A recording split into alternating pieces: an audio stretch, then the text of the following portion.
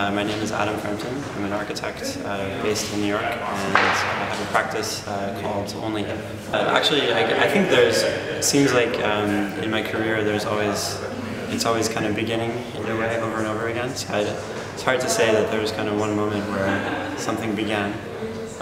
But I can tell you, maybe I'll tell you about one beginning, which was 7 years ago, and then another beginning, which I'm going through now.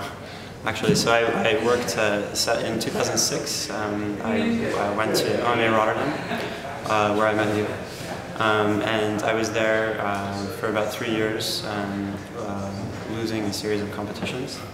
I think about maybe 15 in total.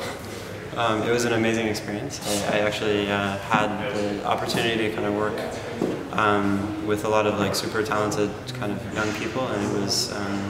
I had just finished school, and it was kind of my first real job, actually, and so it was extremely kind of liberating in a way to sort of be trained in the kind of method that is OMA, and a very intuitive method, actually. So I think my education before was actually very, the design part of it was always kind of grounded in theory, etc. And actually at OMA I discovered that I think despite the kind of rigor and criticality of the work, that it is ultimately a very intuitive process there.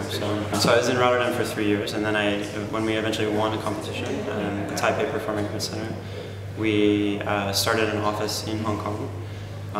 This was about 5 years ago, and then I was in Hong Kong for 4 years. After that, following up on the kind of design and construction of the Taipei Performing Arts Center. So that was also a kind of amazing chance to kind of start over or begin again and see through kind of all the later stages of what it really takes to kind of get a very large and complex project built.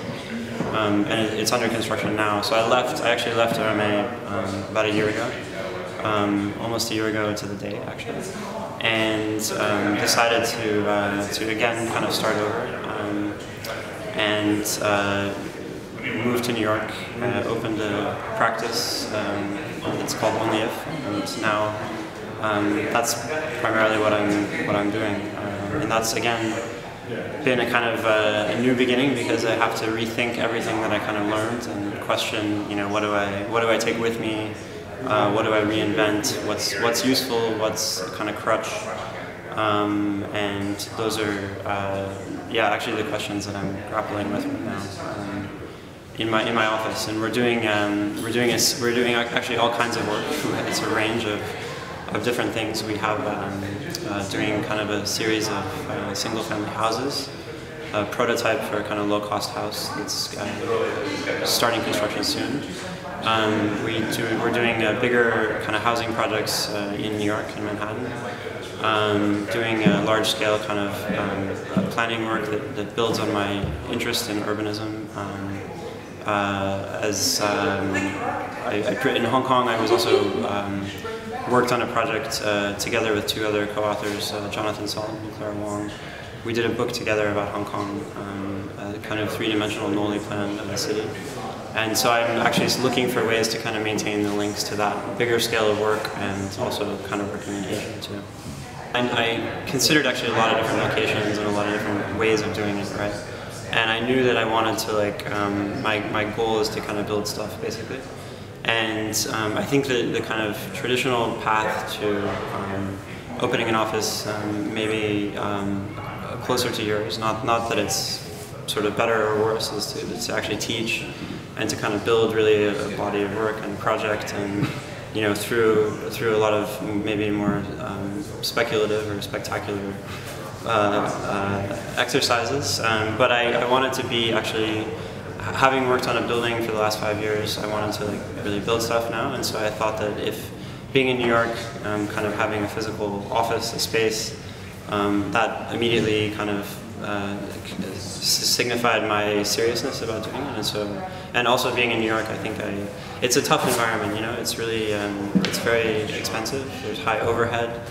And it's tough to do, but there's so many kind of interesting people there, institutions, it's really easy to kind of connect to schools and connect to really good team. Already we have 6 people, and I think only because it's only happened because we are in New York. And like I'm not trying to I don't want to make it into a kind of an office specifically focused on New York, or even specifically focused on the U.S. But I think New York is the kind of base to sort of reach out to other places, because it's fundamentally kind of cosmopolitan city.